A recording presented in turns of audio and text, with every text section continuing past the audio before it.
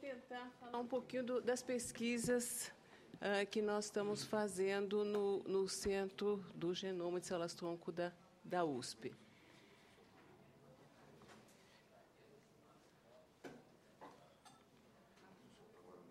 Então, nós estamos usando células-tronco, eu falo, dos pacientes e para os pacientes. Na primeira abordagem, a gente tira a célula de pacientes e deriva tecidos para entender as doenças genéticas, como é que os genes se expressam e se manifestam em doenças genéticas. E, para isso, nós estamos estabelecendo linhagens celulares de pacientes afetados. Então, a gente diz que são os nossos pacientes in vitro, nossos pacientes no laboratório, na placa de Petri. E a segunda abordagem é a terapia celular, onde nós estamos comparando células-tronco de diferentes fontes e injetando em diferentes modelos animais para ver qual é o efeito clínico dessas células-tronco. Então, só para lembrar, o professor Yamanaka ganhou o Prêmio Nobel o ano passado, porque ele mostrou que a gente pode reprogramar células já diferenciadas, por exemplo, células da pele, e fazê-las se comportarem como se fossem células embrionárias, pluripotentes, com o potencial de se diferenciar em qualquer tecido, em qualquer linhagem celular. Então, essas células estão sendo preciosas para pesquisas, né? Então, só para ilustrar, você tem um paciente, você pode tirar uma célula da pele dele, reprogramar e pode, no laboratório, fazer qualquer linhagem celular desse paciente. E, com isso, você pode estudar nas diferentes células como é que o gene se expressa, por que uma mutação que causa uma doença genética se expressa num tecido e não em outro, por que pessoas que têm a mesma mutação genética, o mesmo erro genético, podem ter quadros diferentes. Então, às vezes, você tem uma pessoa que é muito afetada e outra que tem a mesma mutação e que praticamente não tem nada. O que protege aquela pessoa? E tudo isso, então, a gente pode estudar nessas células. E, principalmente, fazer testes com drogas. A gente pode testar milhares de drogas nas células que a gente, obviamente, não poderia testar nos pacientes, né? Então, a gente acredita que vai ser um passo extremamente importante para a medicina regenerativa. E nós estamos, então, no laboratório pesquisando particularmente autismo, doenças neuromusculares e esclerose lateral amiotrófica. Então, só para lembrar, a esclerose lateral amiotrófica é a doença do Stephen Hawking. Ela afeta, nos Estados Unidos, cerca de 30 mil pessoas. No Brasil, a gente não tem exatamente a estatística, mas é uma doença extremamente grave, onde você tem uma morte dos neurônios motores e a pessoa perde rapidamente toda a capacidade motora, perde, no fim, a fala, a capacidade de engolir e fica restrita simplesmente a um cérebro, porque a cognição é mantida, né? Então, é uma doença extremamente grave. Quem já teve contato com alguém com esclerose lateral amiotrófica sabe do que eu estou falando, né? Então, você tem formas esporádicas que podem afetar qualquer pessoa e tem formas familiares que afetam 5 a 10% dos casos que têm uma herança bem definida, né? Então, o que causa a morte dos neurônios motores? Essa é uma grande pergunta. Então, numa pesquisa que nós fizemos no nosso laboratório, nós identificamos uma forma hereditária de esclerose lateral amiotrófica, que nós chamamos de ELA8, e descobrimos o que esse gene faz. Então, ele transporta uma proteína que a gente chamou de VAP-B. Aqui, só para vocês terem uma ideia, o tamanho da genealogia, uma família gigantesca, espalhada pelo Brasil todo, né? E nós derivamos, então, as linhagens de células IPS, que são essas células que têm o potencial de formar todas as linhagens, de pacientes e parentes normais, e vimos que essas células estão presentes, essa proteína está presente nas células que nós derivamos e nos neurônios motores. E aí nós descobrimos que os níveis de VAP-B, que são codificados por esse gene, estão reduzidos em fibroblastos, em célula IPS e em neurônios motores. Bom, então, parece que há uma perda de função dessa proteína, né? Então, a nossa hipótese é que, com o envelhecimento, os níveis dessa enzima podem ser cruciais para a viabilidade do neurônio motor, né? Qual que é a importância desse achado? que a gente está vendo que doenças raras como essa podem desventar mecanismos comuns. Por que isso? Porque nós vimos, outros grupos viram, que em neurônios de pacientes que têm formas não hereditárias, também há diminuição dessa mesma proteína. E que também um camundongo, que tem uma outra forma de ela, também há uma diminuição dessa proteína. Então, qual seria uma possível estratégia? Aumentar a expressão dessa proteína e, quem sabe, a gente poderia proteger os neurônios motores e ser um tratamento para essa doença. Então, esse é só um exemplo do que a gente pode fazer a partir dessas células, né? Bom, em relação à terapia celular, existe um subgrupo de células-tronco muito especiais, que são chamadas de células-tronco mesenquimais. Por que elas são especiais? Porque elas têm um potencial de se diferenciar em linhagem de gordura, osso, condrócitos e muscular. E elas existem, a gente sabia já na polpa do dente, na medula óssea, na gordura da lipoaspiração, gordura que a gente tira de lipoaspiração, e na placenta e no cordão umbilical. Eu sempre gosto de lembrar que o cordão umbilical e a placenta não são células embrionárias, já são células-tronco adultas, né? Então, uma das coisas que nós estamos fazendo é identificar novas fontes de célula-tronco. Então, nós descobrimos que a tubuterina é uma fonte rica de célula-tronco mesenquimais. E, então, hoje a gente está trabalhando com polpa de dente, gordura de lipoaspiração, células de trompa, de cordão umbilical e de sangue menstrual. Então, eu digo, nós estamos sendo ecologicamente corretos, aproveitando todos os descartes biológicos, né? Bom, uma questão polêmica que a gente observou é quando nós comparamos diferentes fontes de células-tronco, nós vimos que o tecido do cordão umbilical tem 10 vezes mais células-tronco do que o sangue do cordão umbilical, né? E por que isso é tão importante? Porque os bancos sempre tinham o costume de guardar o sangue e jogar fora o cordão, que é o material mais rico em células-tronco mesenquimais. Eu brinco que é quase como guardar a placenta e jogar fora o bebê. Bom, então, um recado importante é não descartar o cordão umbilical e nem a trompa, né, se alguém tiver acesso a esse material. Bom, então, quais são as dúvidas que nós temos em relação a essas pesquisas? Que tecidos essas células são realmente capazes de regenerar? Como conseguir uma quantidade suficiente? Como fazê-las diferenciar no tecido que nós queremos e somente nesse tecido? Porque se a gente injetar dizendo, olha, eu quero que se transforme em músculo, e ela decidir depois que ela quer ser osso, seria um desastre, né? Porque uma vez injetada, a gente perde o controle. Como garantir que elas chegam ou permaneçam no órgão alvo, né, e não fiquem espalhados em outros lugares? Será que a gente tem que dar uma ou múltiplas injeções? Como evitar a rejeição? Será que imunossupressão é necessária? E uma outra questão que surgiu agora, que é muito importante, será que são as células-tronco que têm efeito clínico ou são fatores liberados por elas, né? Bom, então nós estamos comparando, para responder essas questões, a eficiência de células-tronco de diferentes fontes para regenerar osso e músculo, tanto no laboratório, in vitro, como em modelos animais, né, que é o futuro da terapia celular. Então, em relação ao tecido ósseo, é o trabalho da Maria Rita, do nosso centro, e nós estamos comparando, então, células-tronco obtidas de diferentes fontes. Do músculo orbicular, que é retirado durante cirurgias de crianças que têm palato fendido, da polpa dentária e de trompas. E, então, essas células, o que se faz? Você tem um defeito, abre no rato e coloca uma membrana. Numa metade da membrana, você não coloca nada, e na outra membrana você coloca células-tronco de diferentes fontes. E o que nós observamos que onde se coloca as células-tronco, a regeneração é mais rápida. Ela ocorre no outro lado também, mas não com a mesma rapidez, tá? Bom, um outro projeto que nós ainda vamos começar seria o célula-tronco para regeneração de órgãos, que seria a bioengenharia de órgãos e que já foi mostrado internacionalmente em modelos animais e também recentemente uma menina que foi regenerada a traqueia. Então, também parece ser muito promissor, né? Então, é um projeto que a gente chama de CIPETO, que é coordenado pelo Ministério da Saúde, coordenado pelo professor Silvano Raia, e nós somos um dos grupos colaboradores, né?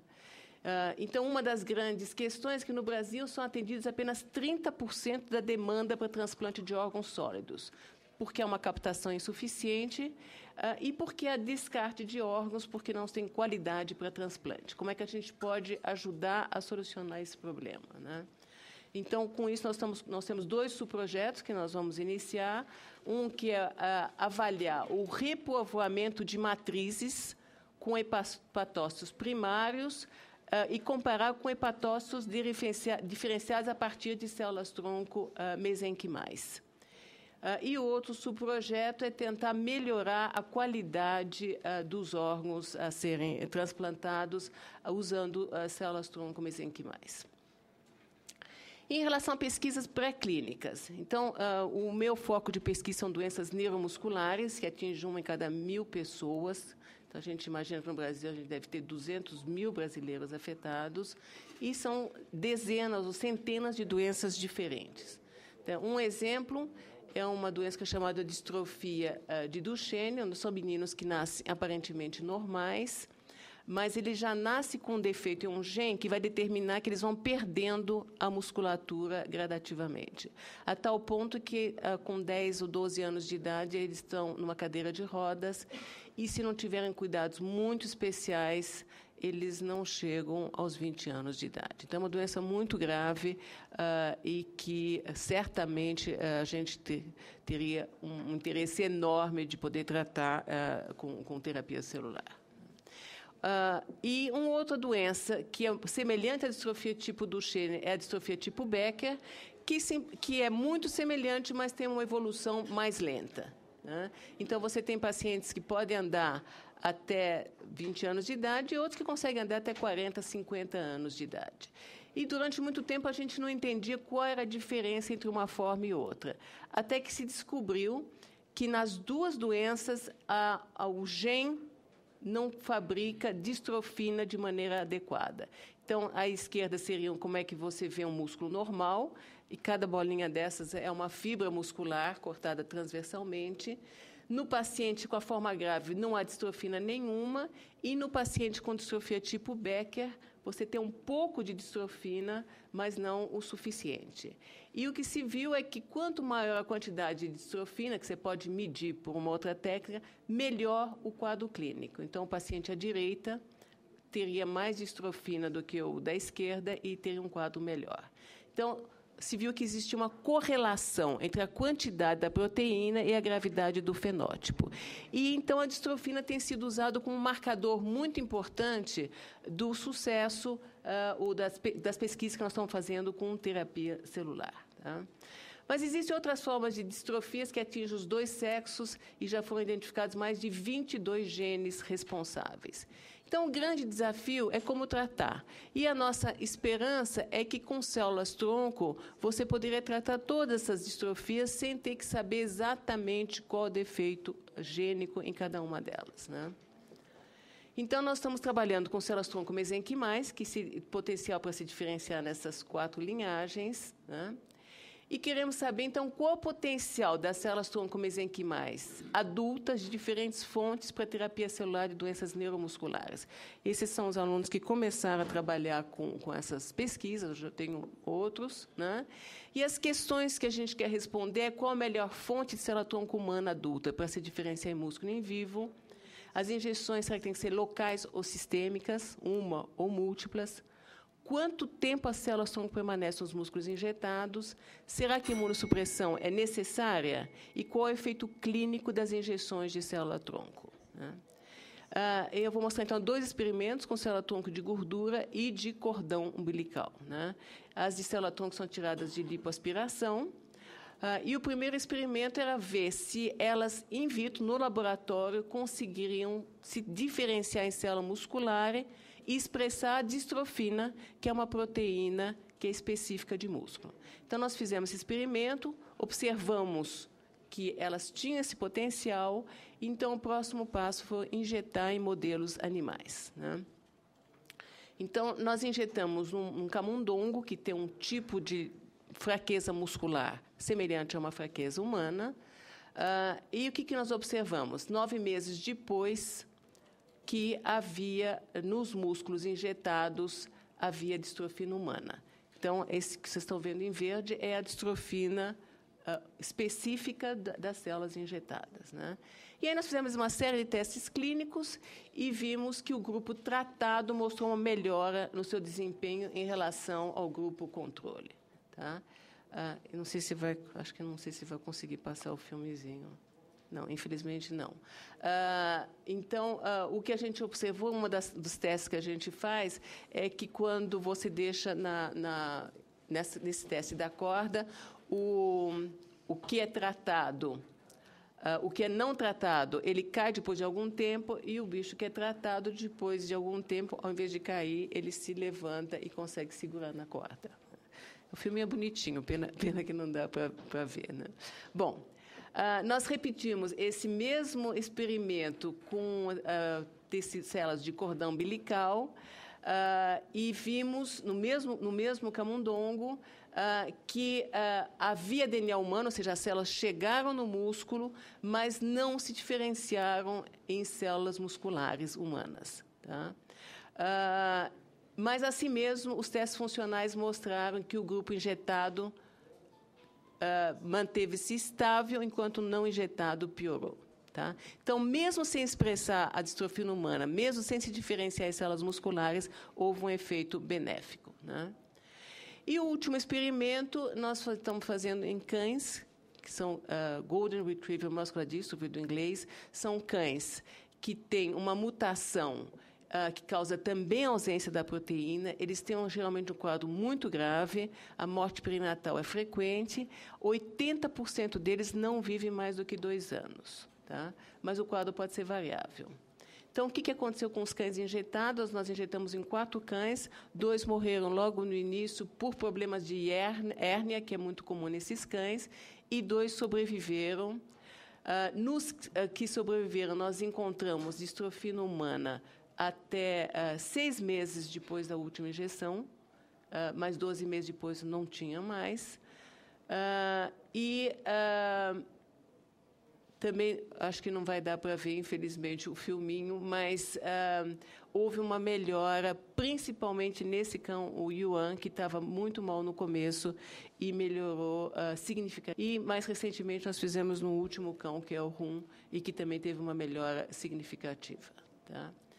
Bom, mas a questão agora é se o efeito benéfico é causado pela incorporação das células injetadas ou por fatores liberados por ela. O Arnold Kaplan, que foi a pessoa que mais descreveu células tronco-mesenquimais, diz que essas células seriam células medicinais sinalizadoras e que as propriedades terapêuticas delas seriam secretando poderosas moléculas bioativas que teriam 2 áreas de ação. Inibição da imunovigilância e teriam efeitos estantróficos, seriam contra anti-apoptose, que é a morte celular, e secretização, estimulariam a formação de vaso, angiogênese, e teriam um efeito de melhorar e multiplicar as células circundantes. Então, para ver se isso é verdade, agora nós estamos injetando em animais, em alguns animais, as células-tronco, e em outros, fatores liberados pelas células-tronco, e vamos comparar os 2 grupos para ver se os efeitos são semelhantes, né? Então, o que nós aprendemos até agora é que as células-tronco de cordão umbilical humana foram encontradas no músculo de camundongos distróficos após injeções sistêmicas e mostraram um benefício clínico. As células-tronco de tecido adiposo humano injetados sistemicamente melhoraram o fenótipo de camundongos e cães distróficos. Com exceção de uma linhagem específica, nós não encontramos distrofia nos animais injetados, mas encontramos melhora assim mesmo. E o quadro nos cães manteve-se estável até quase 4 anos após a última injeção. Isso é muito importante, porque só os cães podem ser seguidos a longo prazo, os camundongos não vivem tanto. E é muito importante ver se, conseguindo muito durante alguns anos, não vão aparecer tumores ou outros efeitos indesejados, né? Então, eu digo, é fundamental acompanhar os animais por longo tempo. E aqui estão os nossos dois falando ao microfone. Dizem, sigam-me. Esse é o Yuan e o Hun, que infelizmente eu não pude mostrar o filminho, mas mostrando que eles estão muito bem. Eles foram apresentados num simpósio de terapia celular que a gente fez no Genoma e eles apareceram no fim. Tá? Então, esses são os alunos que estão trabalhando nesses projetos. Esses são todos alunos e os pesquisadores do Centro do Genoma e de Células-Tronco. E eu queria agradecer os apoios que a gente tem recebido para fazer essas pesquisas e, principalmente, esses nossos amiguinhos. Muitíssimo obrigada.